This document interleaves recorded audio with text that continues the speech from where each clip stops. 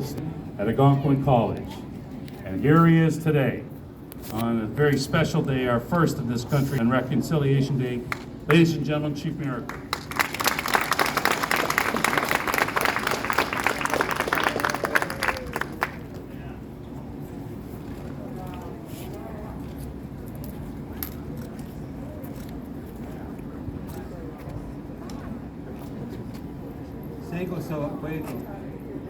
Good afternoon, everybody. I see that the Creator has blessed us with a sunny day. We can't hear you, Chief! For you to hear the words. Can you hear now? The Creator has blessed us with a beautiful sunny day for you to hear some words that are very important. Words that talk about a dark chapter in Canada's history and hope for a better future going forward. It will require strong partnerships of everyone to rewrite a better chapter in Canada's history going forward. It will live up to the high values and standards that Canada says it is to the rest of the world and to citizens in this country. I always like to start from the beginning.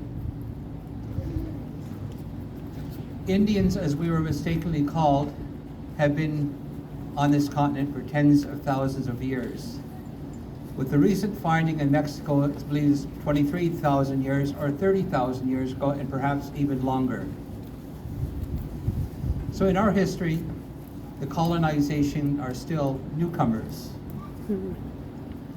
When Cartier sailed down the St. Lawrence in 1534, the St. Lawrence Haudenosaunee Iroquois people treated them with humanity, with dignity, with kindness by sharing food and sheltering them,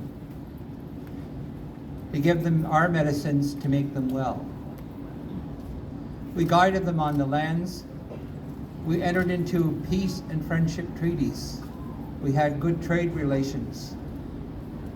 We believed that living together, a brotherhood would make us all strong. We helped the Europeans survive in this climate for 150 years.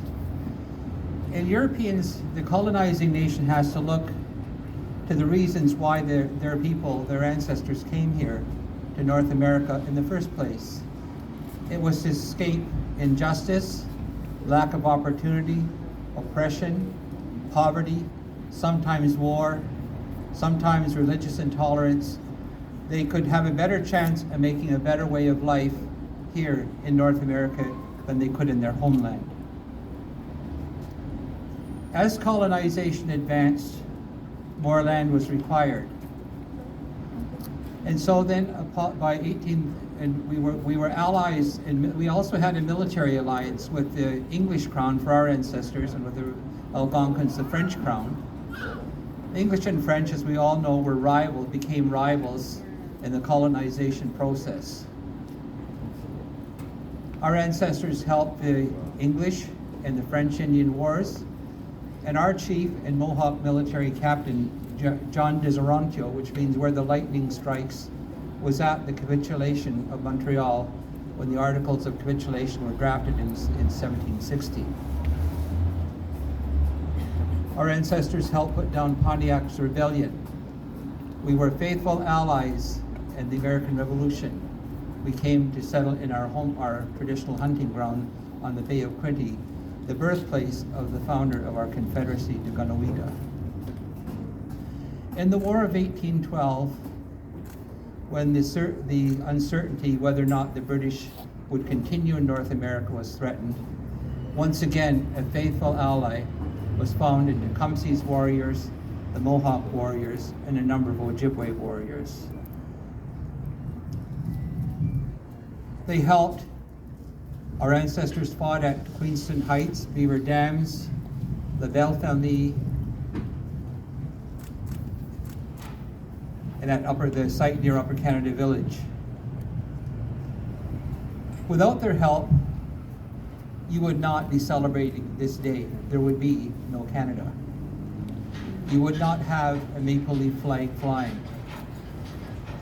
Our ancestors always were faithful allies of the Crown in the Great War, where many of them laid down their lives at Vimy Ridge, Passchendaele, Hill 70, and also in the Second World War, where they helped liberate Holland and Liberty and France. We had 101 veterans serve in the First World War, 213 in the Second World War, and continued serving even in Afghanistan till 2010. So our people have always been in all the major war events on the side of the Crown. Our faithfulness and our alliance, however, was not always reciprocated.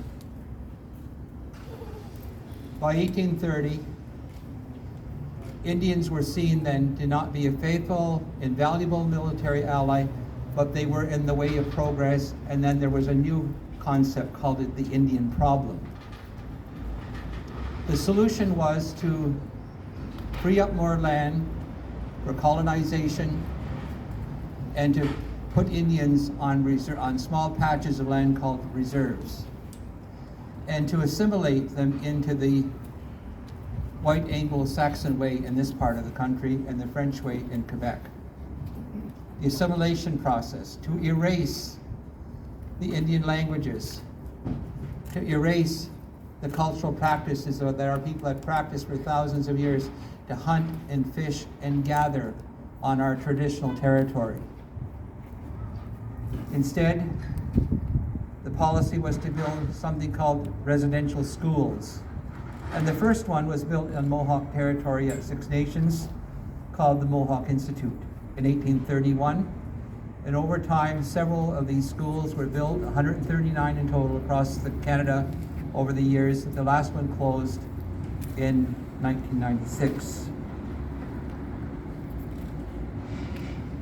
There was estimated about 150,000 Indigenous children went to these schools.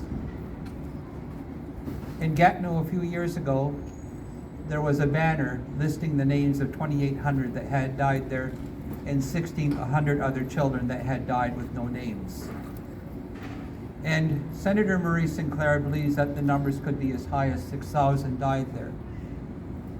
At the school, they suffered separation from their families. Their families loved them, much the way that you love your children. They were loved, and they loved their families, but they were separated from them. They were forced to learn a language and not speak their own language, otherwise face punishment. The same thing happened on the Indian day schools on the reserves, including ours. They'd be strapped if they spoke the Mohawk language, because we were supposed to forget our language. That was supposed to become extinct. We were supposed to give up land and resources that were going to support the economy of the colonizing nation to a large extent in many places at our exclusion with no economic benefit. We were forced, many of the children suffered malnutrition from the low budgets that these schools had to operate under the churches and the national government. Some of the testimonies, so the residential school survivors and elders thought there should be a Truth and Reconciliation Commission established to hear the stories of their survivors and document them. And Judge Senator Murray Sinclair was one of the commissioners that heard grueling stories of abuse and neglect, poor education systems, and the suffering that went on, about physical abuse, about bullying, about sexual abuse, and about malnutrition. And many Canadians do not know that Canada conducted nutritional experiments in the 1940s to see if children could thrive on a 1,000-calorie diet a day. That's no diet for a growing child. This is part of Canada's history. And so, since 2013, there's been a day called Orange Shirt Day, and it commemorates Phyllis Webstad. Her grandmother gave her an orange shirt to go when she started to go to residential school. And immediately when she went to school, the custom was the boys had to have their hair cut short to look white, and they took their clothes away from them, and they had to wear the clothing the school provided. And so it hurt Phyllis's children that her grandmother that she loved probably spent her last dollar to buy that shirt to send her granddaughter to school, yet she couldn't keep it where it was just confiscated and taken away. And so she always remembered her first day in 1973 at the St. Joseph's school, a residential school at Williams Lake in British Columbia. So she wore an orange shirt, and because of that degree of abuse that occurred, we're all wearing shirts today to commemorate that something wrong happened. So we can all, on reconciliation, the challenge is to learn the truth and the history of the country that you live in, that you say you're proud of, and to make the values that Canada espouses that it says it is true to the Indigenous people of this land. And so we all must rise to the challenge to write another chapter in Canada's history going forward, and a chapter where everybody can do better than what the dark times of the past. And so we must all rise to that challenge, and may we all have the Creator's help and guidance in our mind, in our spirit, and especially in our hearts as we look to a brighter future for all the people of this land, and especially to heal the relationship with the Indigenous people. Today I brought with me one of the last survivors of the school, the residential school in our community, Wilbert Maracle, who's 86, and he will tell you what his day was like at the Mohawk Institute. He was there from 1943 to 1947. Wilbert?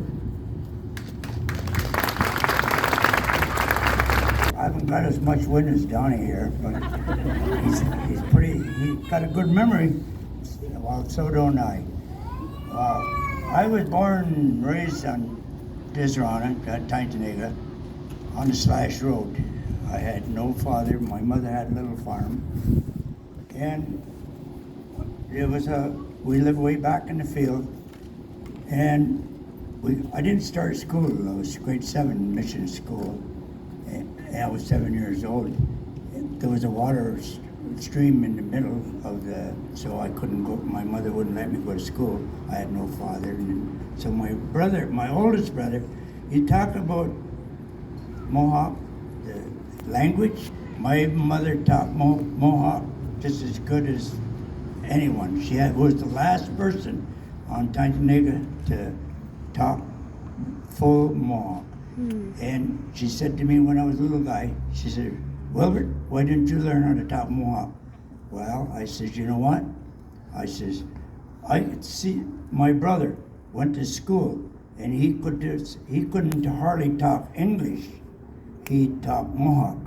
And he went to mission school, and the teacher was a Mohawk, and he was Lewin, and he wasn't allowed to talk to my brother Mohawk, so my brother didn't get no education whatsoever. He didn't know how to hardly write his name. But I often said to my mother, how come you didn't teach him? He was 9 years older than I was.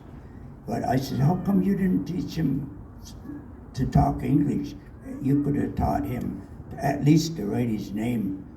I said, well, she said, I didn't have time, but she worked hard, and my youngest brother, I looked after him. My mother loved to drink. She made booze. She sold it, and we had a little farm.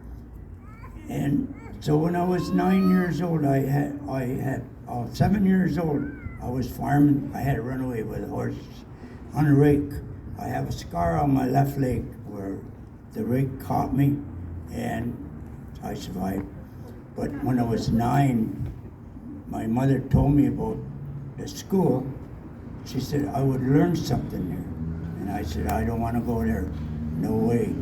So my oldest brother, he was 9 years older than I was. His father was originally from Oswego on Six Nation. my brother had gone up there to visit, and my mother, she told me we were going to go. So she packed up a bag. We got on a bus, and my young brother and I, and my mother, we got on the bus. We got to Brantford, and when we got a taxi, got off of the bus, and we got a taxi, and we went into the school, and she said, "We will stay here for the night." So it was fine, and we went in. They took us into a room, my brother and I, and it was 2 beds in there. So we slept. We went to bed. Got up the next morning. I don't know how you would feel, but when I got up the next morning, and the boys' master opened the door, and I said to the boys' master, I says, "Where's my mom?" And he says, "She's gone. You gotta stay here." And we cried. 2 of us cried. My brother's 7 years old, I'm 9. And we cried. And they took us down, and the boys' master took us in for breakfast. And then after breakfast, they outfitted us with our clothes. We had bib overalls and boots. And he says, "We'll Mackinac rubbers." And they give us Mackinac rubbers, and it was in November. Then it was the 9th day of November in 1943. So it was hard.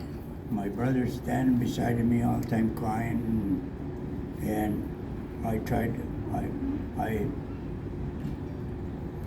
can imagine what I felt like. Anyway, then abusive started right away. They'd call me a big sissy, because older boys would beat me up, beat my brother up, cry. I cried every day for probably 3 months. And finally, I got to the point I couldn't take it no more. A boy hit me.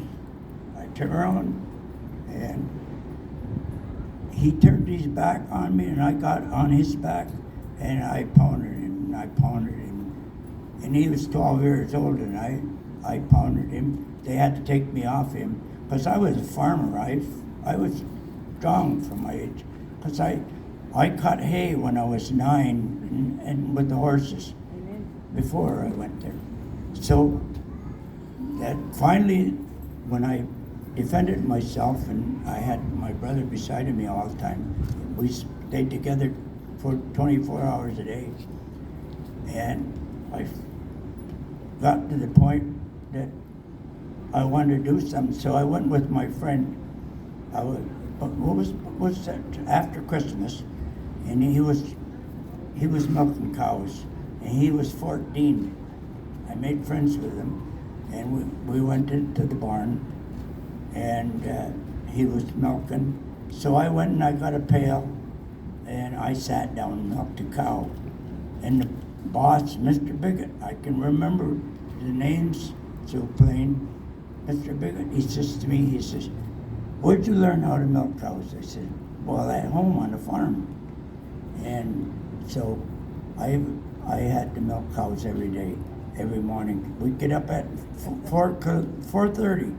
I got up before, I'm ahead of myself. And we'd get up around 7 o'clock, and we'd go do the chores. When they were milking 60 cows, and all the boys would milk cows, and we had to weigh all the milk, and because it was the purebred cattle, and they separated all the milk. I don't know if you people know what separated is, but it's taking the milk from the raw milk and getting the cream, and they sold the cream, and that's what fed us. And they had chickens, and that's what they sold. They sold eggs to feed us. That's how we fed. And in the summertime, we worked hard to grow gardens, and like, people tell me stories of what happened in a residential school. Well, I know what happened. We worked hard, us kids worked hard, and to provide for ourselves, but there was a lot of bullying going on because the older boys, they abused the little guys. They sexually assaulted. I've been sexually assaulted, and when I had my hearing from the lawyers to gain a little bit of money for being there, the lawyer says to me, "How many times was you raped?" I said, "You don't ask anybody a question like that." I said, "It was done happen." I never kept track. Anyway, that my mother never got us out of school for the summer holidays, and I had to work. At 10 years old, I looked after 60 cows. I would take them down to the, I don't know if any one of you were at the Six Nation and where the Grand River and the little church on the river that I heard just recently that they burnt it down, and it was a good little church because I went to church. But before, when I was a little guy, my grandmother was a Pentecostal, and she took me to church. You know, today, I don't swear, I don't curse, I don't use foul language, and I imagine there's a group of people around here that know of me. I bowl, I farm, I'm a farmer yet, and I enjoy life. I'm 86 years old, and last Saturday, just for the fun of it, I'm going to tell you, I went out dancing at 2 o'clock, and danced till 6, and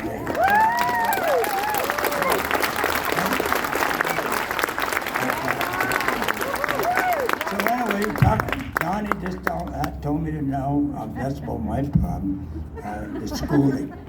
Actually, we went to school in the morning. We went from 9 till 12, and then we went and worked in the afternoon 1 week. Then the next week, we would go from 1 till 4. And when we were, the morning class went on Saturday morning. We had to go from half a day on Saturday. And Sunday on Sundays, we had to dress up. They give us we had clean clothes, and we'd all line up, and away we'd go to the church, and the girls would always go in front, and the boys come behind. We'd go to the church. But, you know, when I stand here and look at all you people in orange, you know, it's nice to see, and, you know, people don't realize what those kids are. This was at the school I was at, but we only studied arithmetic and spelling and reading. That's all we studied. And the teacher that I had, I loved that woman. She was a white lady, but believe it or not, she was married to an Eskimo. And you went for 27 years. And every winter she said that they built the igloo and she lived in the igloo. And I loved that woman. I would do anything for her. And she was, but off and on, only thing I didn't like, we had to take cod liver oil every morning. Every day we had to take cod liver oil. And right to this day, folks, I can move just as fast as anyone, and I take cod liver oil every day.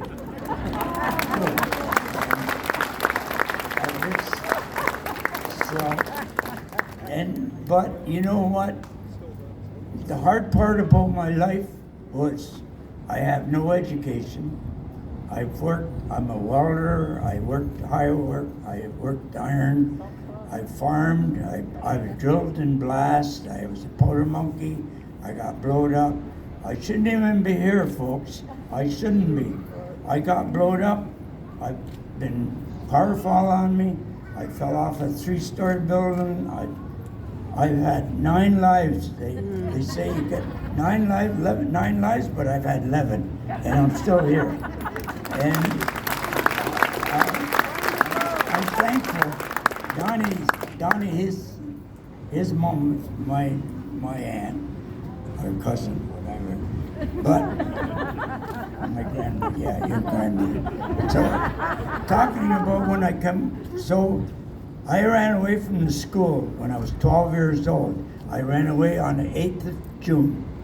On the 8th of June. And I camped out for 3 weeks. And before I went camped out, we cut grass. Me and another boy, we cut grass, and we got 50 cents. We got go around. We'd get 25 cents cutting grass, and then we would go to another one, get 25 cents, 50 cents, and we split it. So I went into the store, and the lady knew me in the store. She said, "Wilbert, what are you buying today?" I says, "I'm buying fish hooks, a fish line, and matches." And you know what she said? "Sounds like you're going camping." I says, "I am." I had lived in the bush for 3 weeks on squirrels, fishing, and partridge, and stale bread that I bought off the bread man. The bread man, he would go along horse and wagon, and he would sell me a loaf of bread, and he'd give me a package of cakes for a nickel. And I had 30 cents, and I lived for 3 weeks and then I walked from Brantford. From Brantford. I walked from Brantford down to Aldershot. And Aldershot is, I don't know, 42 miles, I think, from Brantford. So I walked it, and then when I got down to Aldershot, I saw a native man, and I said to him, I says, "Excuse me, would you know Susie Maracle?" And he says, "Yeah, I do." So he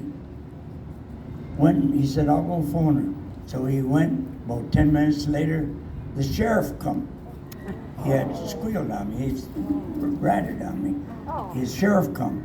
So the sheriff says, "Where are you from?" I says, "Tyne-Nick-Desrana." He says, "Where you going?" I says, "Tyne-Nick-Desrana." He said, "Where'd you come from?" I says, "Brantford."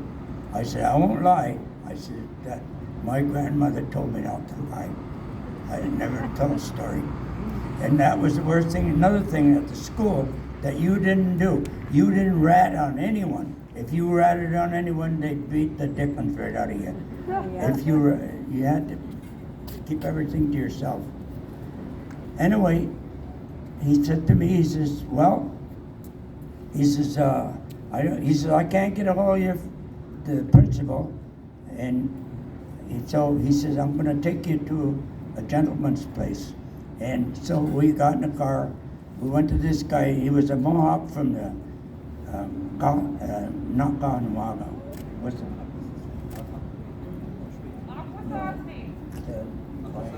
Cornwall. No. Of Montreal, south of Montreal. Ganawagi. He said, and then, so he was a Mohawk from there. So the policeman said to me, "You stay with him?" He asked the man, and he said, "Sure, he can stay." And so the policeman looked at me like thought I was going to be scared or something.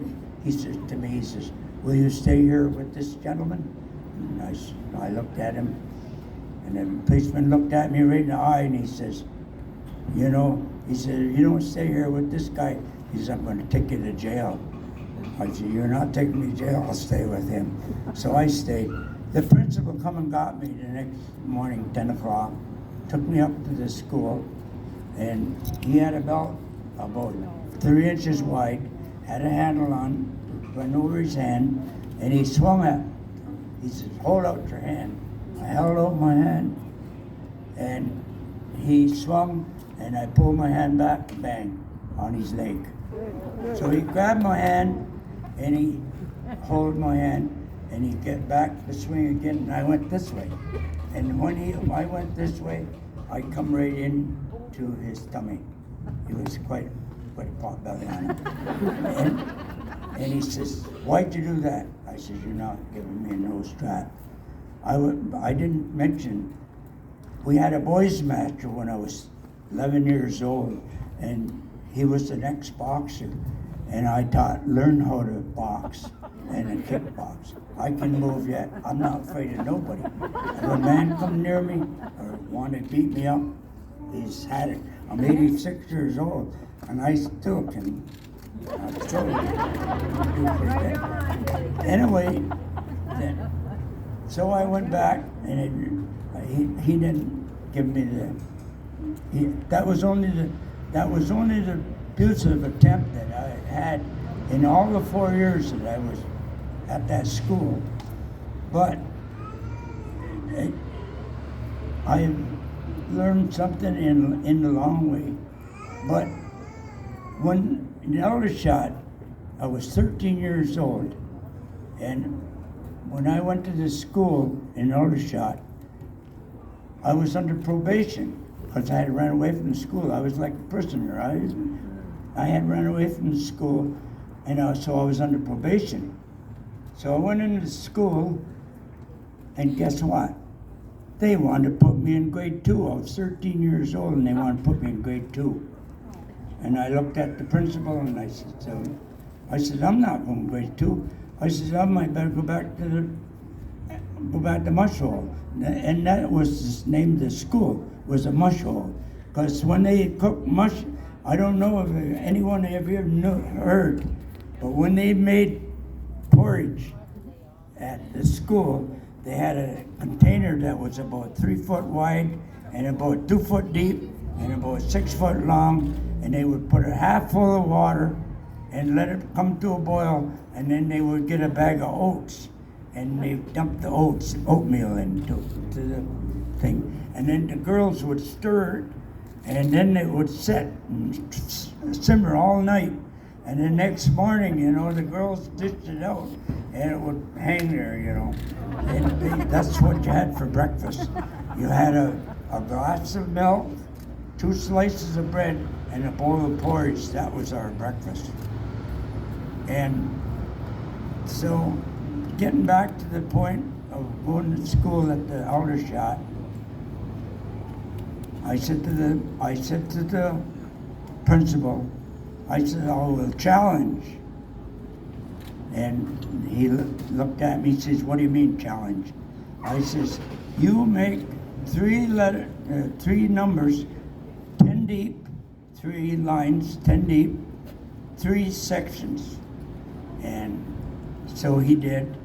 And now he says, "What do you want me to do?" I says, set 3 grade 8 students here, and we'll add them up together. We'll add them. So they brought 3 up. We challenged them. He said, "Go." And I added them all up. I added in 10s. I did mine, and believe it or not, I finished all 3, and they hadn't even finished the first row. And so the principal looked at me. He says, I said, "I'm not going in grade 2. So he put me in grade 4.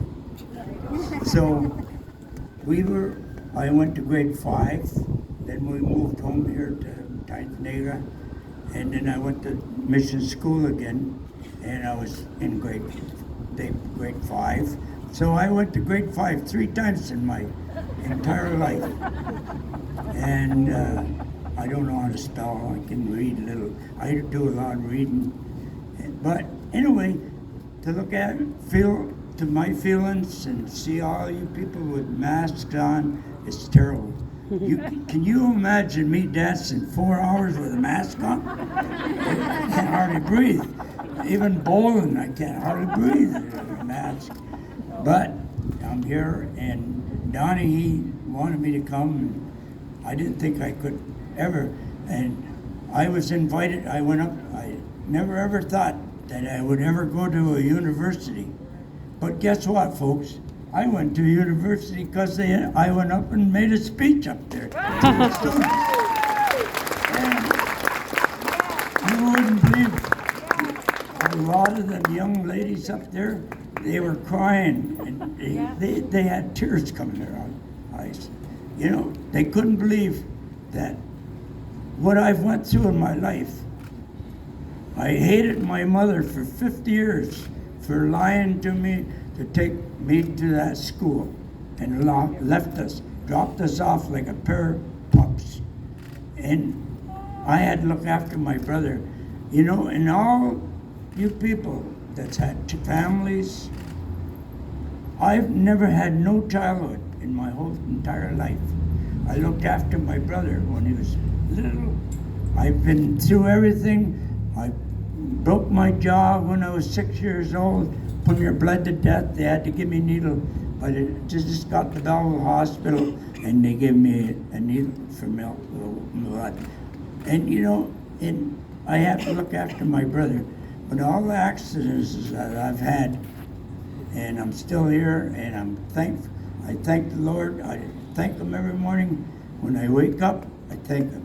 Because here I am standing talking to you people. So, you know, it gives me what an honor. I had a good friend. She done all of my work for residential to get benefit from the government. When the lawyers come, I had 2 hearings with them. And I thank her for she was a school teacher, probably you know her, Fern Colson. She was a high school teacher here in Belleville, and she was good sport. And I depended on her, and I thank myself for trusting her. I was open to her. I went through it all, you know, and I'm just thankful that I stand here to talk to you people, and you don't put on a show, I can dance.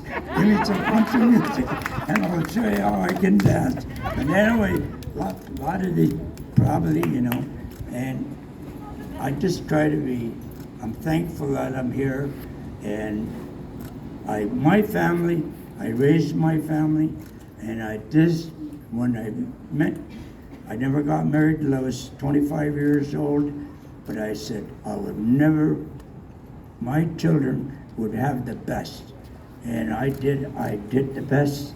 And in 1995, I lost my daughter. My daughter was raped when she was 15.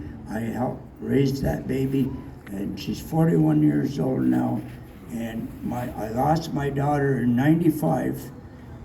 Police was chasing a stolen truck back north of Shannonville, and she got killed. She was 30 years old. I sent her all the way through. She had 4 years of Brock University, 4 years of York University, and she worked, and she even took veterinarian to do. Because we built a barn, and she wanted to raise horses, and we had horses. And now my granddaughter, when she was 14 years old, and I raised her, put her through school, and now Thanksgiving I want to see her.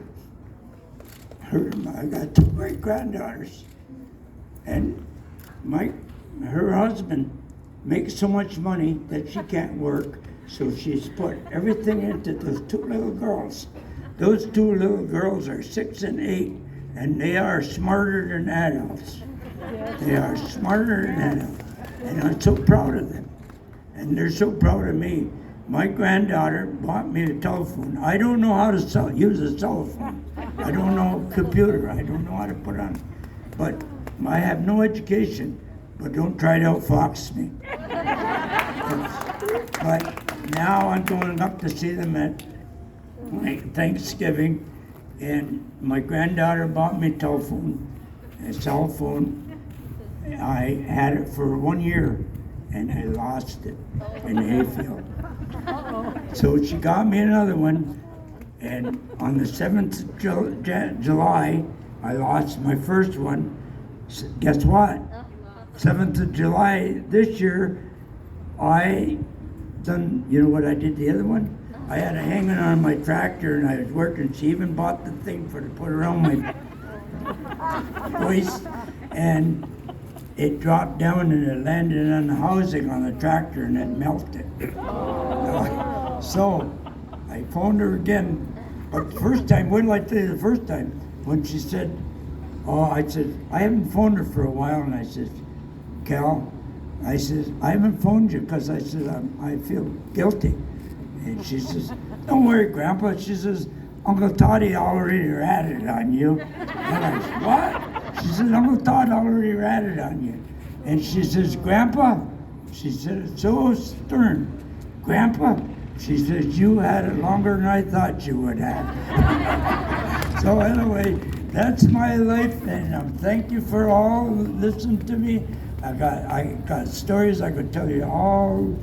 I could sit and tell you for hours and hours. But I just thank Donnie here, and he's got one of the best memories a man ever had. He never even, all those dates and years and everything. And the man ain't got no paper down. He's got a good memory.